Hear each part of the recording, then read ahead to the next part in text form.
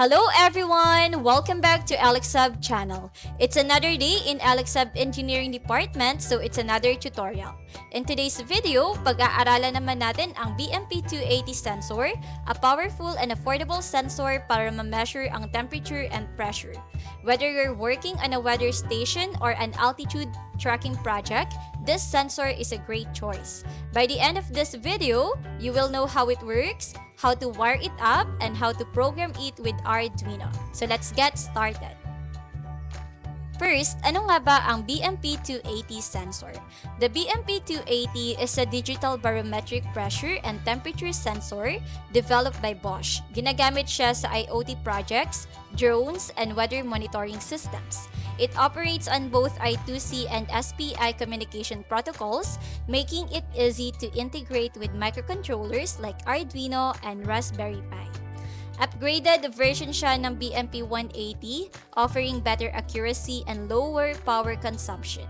The BMP280 can measure atmospheric pressure from 300 hectopascal to 1,100 hectopascal, and temperature from negative 40 degrees Celsius to 85 degrees Celsius.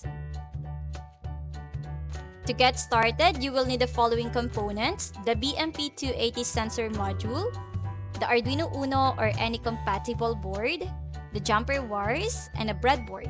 Breadboard is optional. Now, i-connect na natin ang ating BMP280 to the Arduino using the I2C interface, and here's the wiring. So first, we connect the VCC to the Arduino 3.3 volts. We connect the ground to the Arduino ground. We connect the SDA to the Arduino A4, and we connect the SCL to the Arduino A5. Ang ibang BMP280 modules ay may extra pins like CSB and SDO, which are used for SPI communication, but for I2C, we don't need to connect them. Now, let's move on to the coding part. Gagamit tayo ng BMX280 I2C library to interface with the sensor. First, make sure you have the BMX280 I2C library installed. You can find it in the Arduino Library Manager. So, let's break down our code. First, we include the required libraries. Next, we define the I2C address and create the sensor object. In the setup function, we initialize the sensor. In the loop function, we measure and display the data. This code initializes the sensor, takes measurements every second, and displays the pressure and temperature readings on the serial monitor. Kung tapos na kayo sa coding, you can now upload the code and open the serial monitor in Arduino IDE.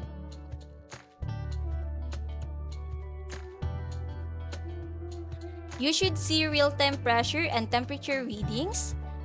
If you're using BME280 instead, then makukuha nyo rin yung value ng humidity. Now that our sensor is working, pwede nyo na siyang gamitin sa weather stations, altitude measurement, hiking and mountaineering, and home automation. And that's it for today's tutorial. Now you know how to use the BMP280 sensor with an Arduino. If you found this video helpful, don't forget to like and subscribe for more tutorials.